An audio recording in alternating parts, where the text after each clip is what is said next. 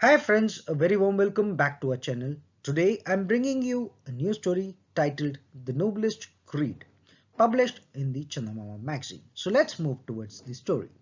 Taxila or Takshasila on the banks of the Vitasata was once ruled by King Kalingadath. He was a follower of Buddhism, but in his kingdom there were several who advocated the Vedic religion. The king never forced his subjects to adopt Buddhist creed. Only when people voluntarily approached him, he used to initiate them. Among those who thus adopted the Buddhist creed was one rich merchant called Vitastadatta. But his son Ratnadatta was an ardent believer of the Vedic cult. So he was always condemning and cursing his father. You are a sinner. You have strayed away from the virtuous Vedic path and adopted atheist creeds. Instead of worshipping Brahmins, you take to beggar worship. This accursed religion is for those who do not bathe properly, who eat any time of the day, and who lead a life of ease without let or hindrance, lounging in the viharas, along with the loafers of all castes and communities. How could you take to it? Ratnadatta would ask his father, and the father would reply with a great pain in his heart, Son, you seem to think that external symbols are the true creed.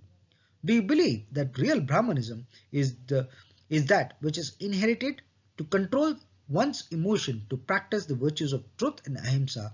That is true Brahmanism. Why do you always abuse and curse this noble creed, which offers protection to all the living creatures? You should develop tolerance and charity.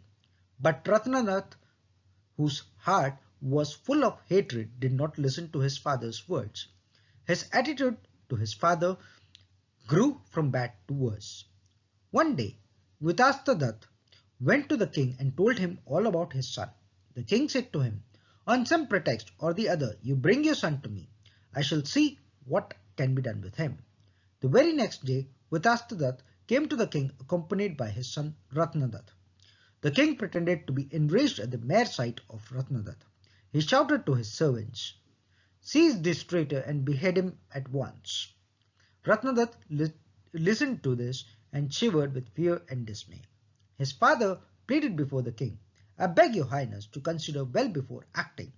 The king seemed to relent a bit. He said, Well, then I shall postpone the punishment for 2 months. At the end of that, him you bring to me and you can take him now home. Ratnadatta wondered well in his mind as to what crime he could have done towards the king, that he should order him to be beheaded. However much he thought, he could not find any reason for the king's anger. Day or night, he could not forget the impending death and he was greatly agitated in his mind. He could neither eat nor sleep, and at the end of 2 months, he was so emaciated that he appeared to be more dead than alive. At the end of 2 months, Vitastadatta took his son to the court and presented him before the king. What is the matter with you? Asked the king, seeing the woeful condition of Ratnadatta. Are you not eating food? I never ordered that you should go without food. Your highness, replied Ratnadatta in anguish. When you commanded that I should be killed, you also commanded that I should neither eat nor sleep. Fear of death has brought me to this state. So now you know what fear of death is. Like you, every living thing desires life. Now tell me if anything can be nobler than the creed of preserving precious life. The king said. These words of the king brought wisdom to Ratnadatta.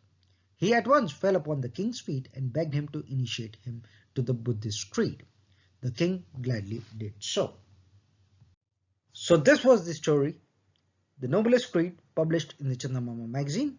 Till I come back with a new video and a new episode and a new story, till then stay safe and take care. This is your Chandamama signing off.